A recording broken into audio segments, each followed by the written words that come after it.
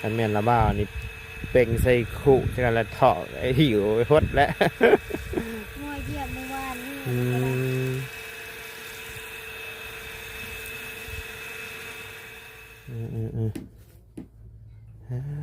บ่เย็นจ่อยบ่นี่นะเย็นอยู่เย็นอยู่เนาะเลยพี่น้องนี่แหละสภาพเพื่อนซานของน้องเพิ่นพี่น้องเลยมองหน้ามองในเนาะพี่น้องเลยใส่สินใส่ยังก็อาบเลย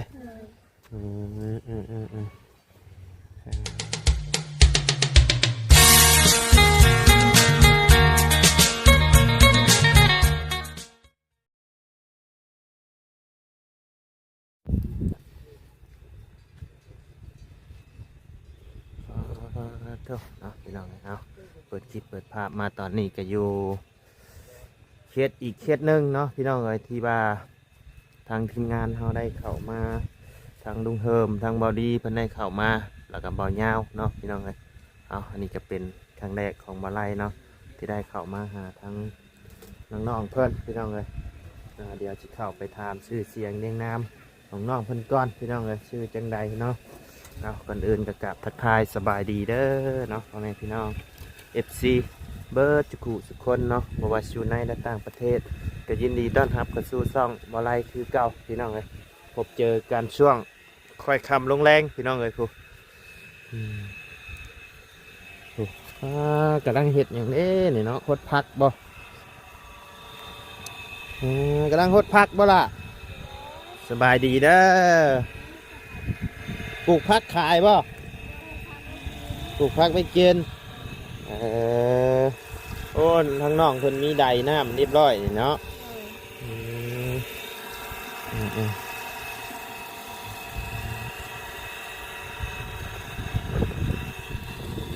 โอ้ใช่นี่เลยเนาะ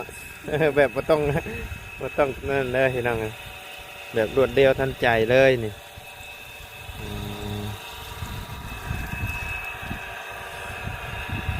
อยู่กันจักคน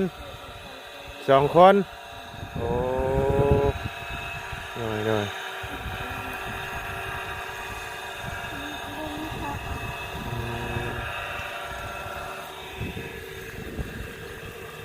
ยวให้น้องเพิ่นพดผักพดหญ้าแล้วจังสิได้ถาม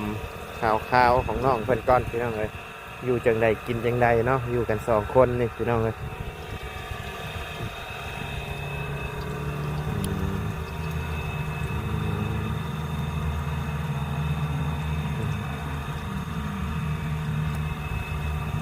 น้ำลงน้ำมาทัน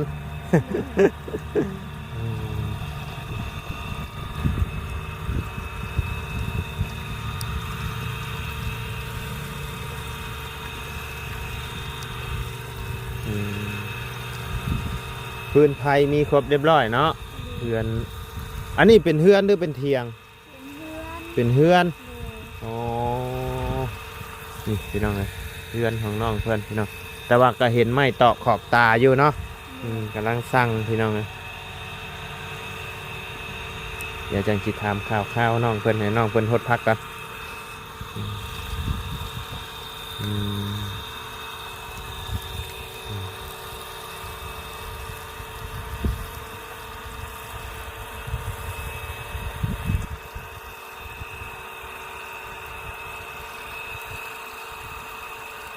บ้านนี่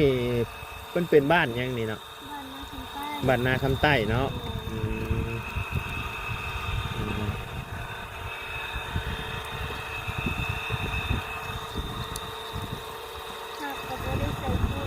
พัก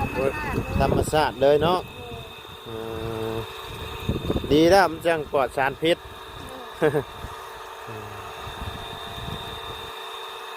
มา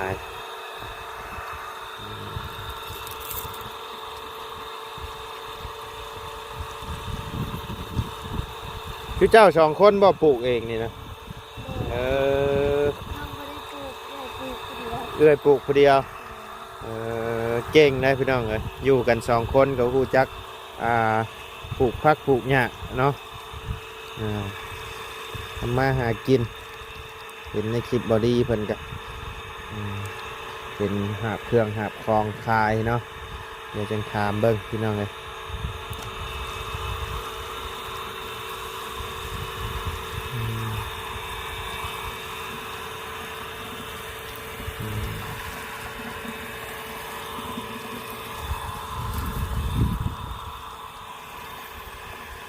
ปลูกทุกปีว่าชวนนี่นะ โดยทุกปี อืม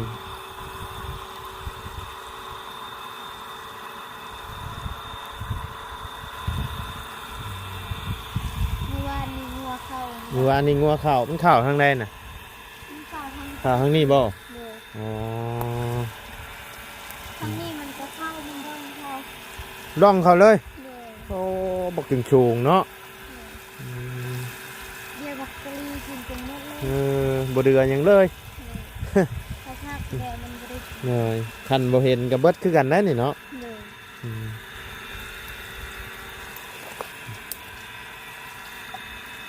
ต้นมะต้นมะนาวได้นี่เนาะ เลย ต้นมะนาวหรือต้นมะเกี้ยง ต้นหมกหน้า อันนี้ต้นมะกรูดบ่ ต้นหมกหน้าที่ ต้นมะนาวคือกันเนาะ เลยปลูกหลายปีแล้วยังบ่ง่าย นี่ได้ เลย อ๋อมะนาวต้องเพิ่มปุ๋ยให้มัน ให้มันใหญ่ ธรรมชาติมันเล เออย ธรรมชาติมันนานใหญ่ ปีแล้วยังบ่ง่ายอยู่ 3-4 ปีแล้วบ่นี่ เลย โอ้ของระบ้าปลูกนี่3 ปีได้กินหมากเด้อแต่ว่าระบ้าใส่ปุ๋ยน้ำ เลย อืมอืม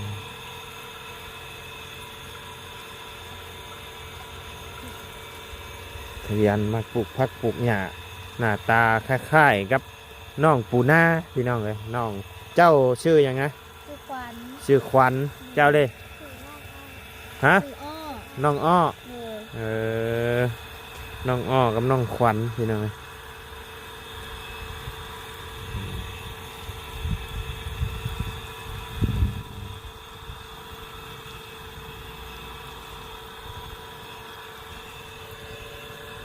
คล้ายๆกับน้องปูนา มักปลูกผักปลูกหญ้าคือกันน้องปูนาก็เห็นปลูกผักปลูกหญ้านี่คิดเห็นน้องปูนาเลยพี่น้องเลยอืม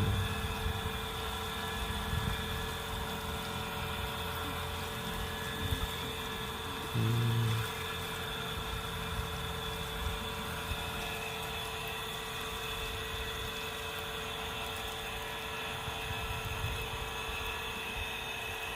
มสลัดเนาะเจ้ากันเนาะเอาใส่นี่เลย กันแม่นละบ้าวนี่เป่งใส่ขู่กันละเถาะไอ้หิวไปพดแล้ว งัวเหยียบเมื่อวานนี่ อืม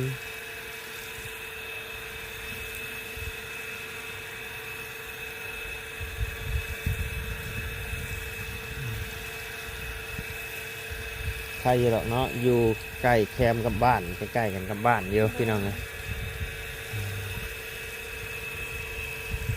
เอาคืนคิดนั่นจ้ะ แล้วเรียบร้อยแบบนี้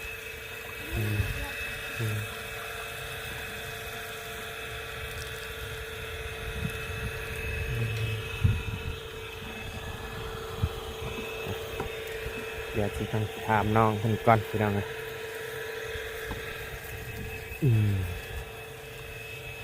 พักยังแถวๆนี่นะ แก้ว เอ ผัก อ คำเป นี่เรียบร้อย ก็หมักแข้งคมพี่น้องเลยใครมากินนี่เจ้ากินได้ว่าหมักแข้งไงนี่ กินบ่ได้บ่มักกินเลย มันคมเนาะแล้วว่าวกันยังว่าคม มีแต่ตัวน้องกินได้ เลยไปพาระบ่าวขึ้นไปเบิ่งเทียงเบิ่งเบิ่งเฮือนเบิ่งชานเนี่ยไป เลย อ่าถามน้องเพิ่นเทิงพุ่นแหละพี่น้องอึ๊บไปพี่น้องเลยเดี๋ยวขึ้นเบิ่งเฮือนชานของน้องเพิ่นก่อนพี่น้องเลยนี่เนาะใส่ผ้าเนาะอึ๊บผ้าไอ้แป้นเฮือนเรานี่ก็ยังซับผ้าไหมนี่ใช่อยู่นี่เนาะ อืมโอ้พี่น้องขออนุญาตขึ้นเด้อ โดย ใช้พากันนอนอยู่ใช่นี่นะ นอนนอนพี่เอื้อยนอนพี่ เอาบ่ได้นอนนำกันบ่ โดย เออนอนคนละหมอง เอื้อยมีเป็นงานกันแล้วนะ อืมเอื้อยนอนอยู่นี่ โดย เจ้าผู้เป็นเอื้อย โดย นี่น้อง โดย น้องนอนอยู่พี่ โดย เออเออเออเออเฮ้ยบ่เย็นจ่อยบ่นี่นะ เย็นอยู่ เย็นอยู่เนาะ โดย พี่น้องก็นี่แหละสภาพเพื่อนซานของน้องเพิ่นพี่น้องเลยออกมาเพิ่นสิมาเดี๋ยวเราบ้าถามก่อน โดย นั่งอยืนนี่ก็ได้นั่งนี่แหละ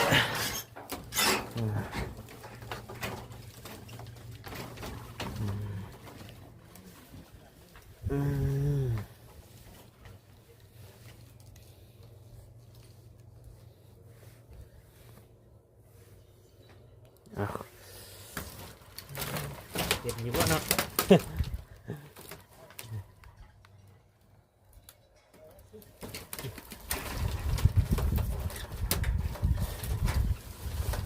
สบายดีอีกรอบแล้วพี่น้องเด้ออยู่กัน2 คนบ่ โดย อ่ะพ่อแม่ได้ใช่ พ่อแม่ไปหาเงิน ไปหาเงินอยู่ไทยบ่ อยู่ลาว อ ไป ยู่ลาว เก็บกาแฟอยู่ ไปเก็บกับเพ โดย จะมีน้องกัน2 คนนี่บ่ มีสาม 3อีกผู้หนึงได้ใช่ ผู้หนึ่งผู้ล่าไปน้ำแม่ เอาไปน้ำแม่ โดย เจ้าบ่ย่านบ่พากันอยู่นี่นะ ย่านอยู่ ย่านอยู่ โดย อืมแบบมีเถียงป้าเถียงลุงอยู่ใกล้ๆอยู่บ่ไอ้เพื่อนป้าเพื่อนลุง มีเพื่อนเม็ดเพื่อนเม็ดอยู่เทินอยู่หลังบ้านเพื่อนของน้องอยู่หลังบ้าน เลยแต่ว่าก็ที่ดินดอนตอนหญ้านี่เป็นของเจ้าเป็นของพ่อแม่เจ้าเนาะ โดยมีตะขาขนองมีตะขาต้นนิ้วแล้วก็ไปกองเพื่อนท่าน อันน้องนี่แม่นบ่น้อง โบแม่ บ่แม่น ของแม่ใหญ่ เออ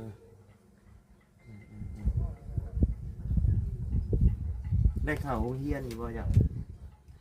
เข้าตอนนี้ยังเข้าอยู่เนาะ เรียนเฮาใช้ มันทำมอ มหนึ่งเจ้าเด้ ไม่ได้เรียนแล้ว บ่ได้เรียนแล้วเรียนเฮาใช้จ้ะ มันปสาม ป .3 เลย อายุจักปี 17 ปี เจ้านะ เลย ว้า17 ปีแม่นอยู่ดิ แม่17 ปี คือยังน้อยๆนะ หน่วยเดียวแม่ เจ้าเด้ 13 13 เลย บัดเบิ่งน้องน้อยอายุ15 ปีบัดคือจังหวะใหญ่กว่าเราคือว่าแล้วเจ้าคนจอยเนาะ โดยคนในบ้านนี่รุ่นน้องของน้องนะเขาได้ใหญ่หมดละ เออ พออายุ13-14 ปีใหญ่ลื่นหมดแล้ว โอ้เจ้า17เนาะ โดย คือว่าแล้วทุกเวียกทุกงานน้ำแน่อะไรพี่น้อง โดย คือว่าเห็นนั่นหาบอะไรยังหมักแตงหมักชะดีขายใช้จะปลูกอยู่ใช่ บ่ได้ปลูกขายให้สาวนะสาว ขายให้นะเช้าไปขายอยู่ใช่นะ ไปขายอยู่ ริวๆนี่บ่ โดยดอนทางโค้ง อ๋อหม่องทางโค้งฮะ โดย ขายคู่มือว่าไปขายคู่มือบ่ โดยไปขายคูเมื่อนี่อันไปแย่ไข่มดแดงคือกันแต่ว่าบาวนิวซื้อซอยแล้ว อ๋อได้หลายบ่ ได้อันคันไปขายอยู่ห้านก็ได้อยู่40แล้วรุดให้บาวนิวนะ30แล้วเพิ่นนะให้ไม่50 อ๋อ ให้หมดเลย เพิ่นให้50 โดย น้องนิวเพิ่นซื้อซอยเนาะ โดย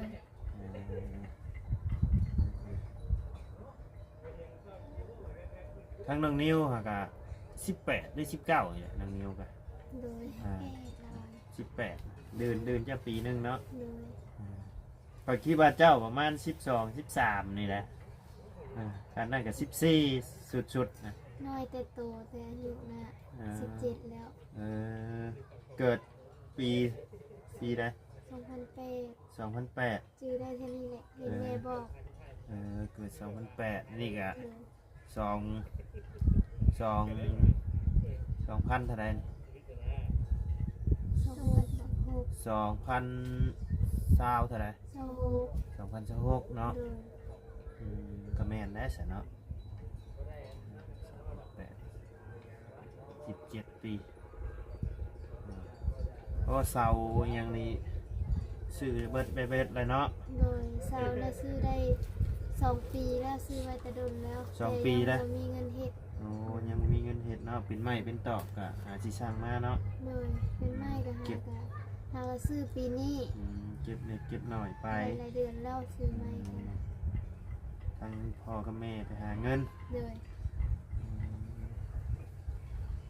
จะเลยให้ลูกอยู่เผาเรือนเผาชานเนาะ โดย กันสิไปเพิ่นไปได้เฮิงแล้วบ่ ไปได้เดือนปลายแล้ว เดือนปลายแล้ว โดย อ๋อเจ้าก็เคยไปเฮ็ดเวียกเฮ็ดงานอยู่ทางอื่นอยู่บ่ เคยไปตะเวียง เคยไปเวียง โดย เฮ็ดเวียกหยังอยู่เวียง เฮ็ดงานบ้าน งานบ้านเงินเดือนเท่าไหร่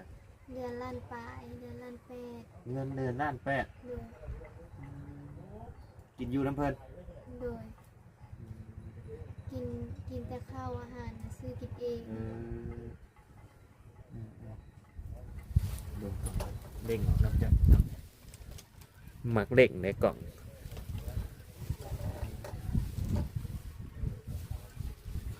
ข้าวกินอันกับนะชื่อกินเองข้าวน้ำเพิ่น โดยข้าวน้ำเพิ่นห้องก็ห้องบ่ได้เศร้าข้าวบ่ได้ซื้อแต่ว่าอาหารน่ะซื้อกินเองไปได้2 เดือนก็ลงมาเกี่ยวข้าวซอยแม่ ตอนไปตอนนั้นแหละแล้วเกี่ยวแล้วดับน้านั่นแหละไป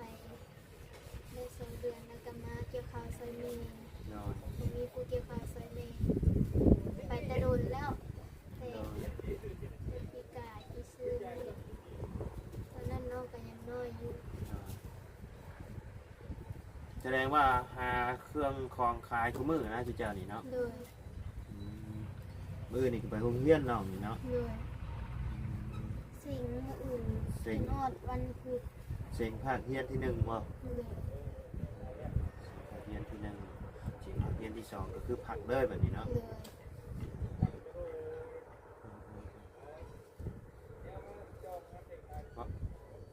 ระบ่าวกะเจ้าของก็หักระบ่าวกะ โดย พออ่านได้เขียนออกแต่ก็อ่านได้เขียนออกอยู่เนาะเจ้ากันเนาะ อ่านบ่เป็นเขียนบ่เป็น บ่เป็นบ่ บ่เป็น อืม ที่มาเป็น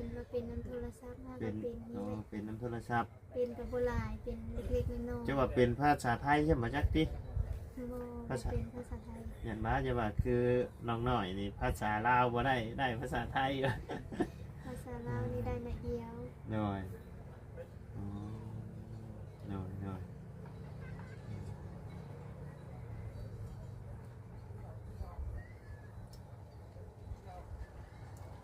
พ่อกับแม่ไปเก็บกาแฟเนาะ โดย อืม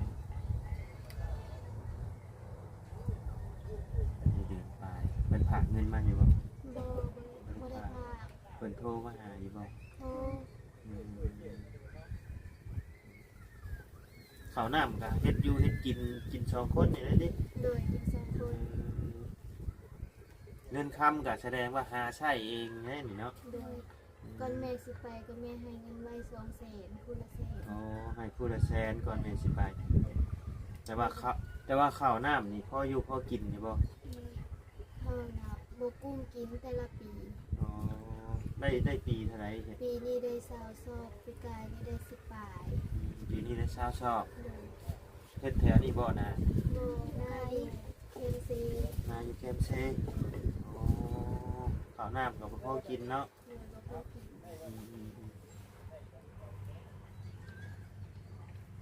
แสดงว่าก็ต้อง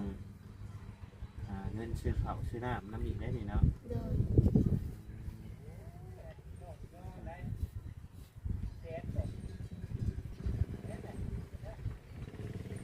คิดว่าหน้าบ้านแค่เรือนแคมป์บ้านเนี่ยนี่ข้าวน้ำนี่คือสิหลาย แต่ว่าบ่แม่นหน้าเจ้าเนาะ โดยบ่แม่น หน้าเจ้าอยู่ทางเซพุ่น โดยอยู่เคนซี ที่ว่าเซ โดย เพราะว่าเราเอาขามมา ที่ โดยหน้ากับโบราณหน้าสิไปให้ หน้าสิปลายให้ โดย อืม เจ้านี่เป็นลูกกบบ่ โดยเป็น ค ลู น กก คนนี้ลูกที่สอง โดย คนกลางเลยมีอีกน้องหลานคนหนึง โดยมีน้องหลานคนหนึง คู่ยิงเบิดบ่ ผู้ชาย อ๋อเนยเบิ่งดูน้องชายจังหวัดเด้งออกอีกแล้วปะจ๊ะ เป็ดดับ ว่าเนาะ คือวานนี่โอ้ยที่เราไงถ่ายคลิปอยู่โทรศัพท์รับเกิดบ่ฮู้โตอิหยังอ่ะอ๋อขนมน้องเพิ่นบ่ เสียงเมื่อคืนแล้วฝนบ่กิน อ๋อกินอยู่บ่ กิน กินอยู่น้องเพิ่นยังเฮ็ดเวียกอยู่ น้องพัดไส้เปิดเอาอันนั้นในบ่อรถมาให้นะหมักฉบนะ ไม่ได้ว่าค่ บ่มีแล้วคำนะมีคำไปคำมาให้แหละ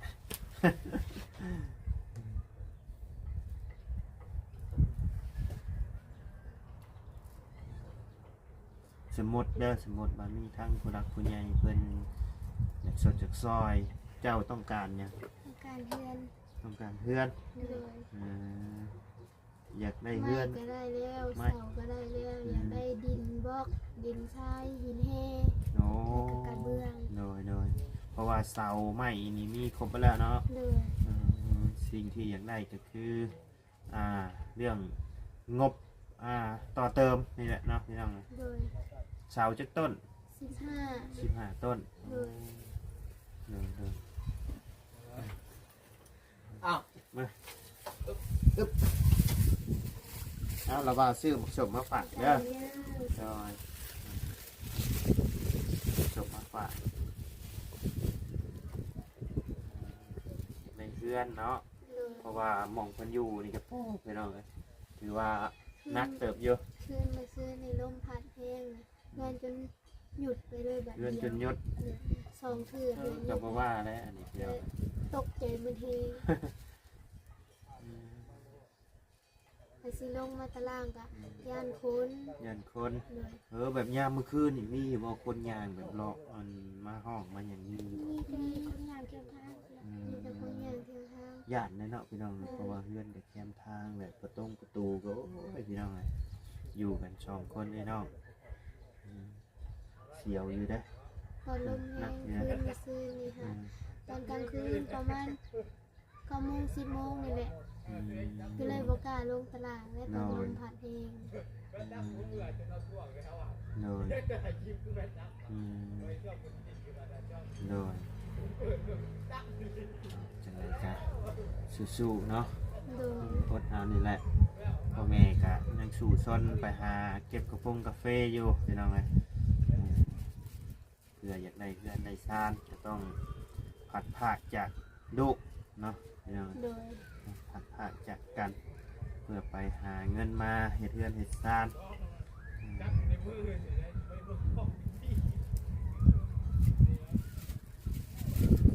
บรรยากาศดีเนาะเดินเพื่อนชานเจ้านี่ โดย สะอาดดีพี่น้องเลย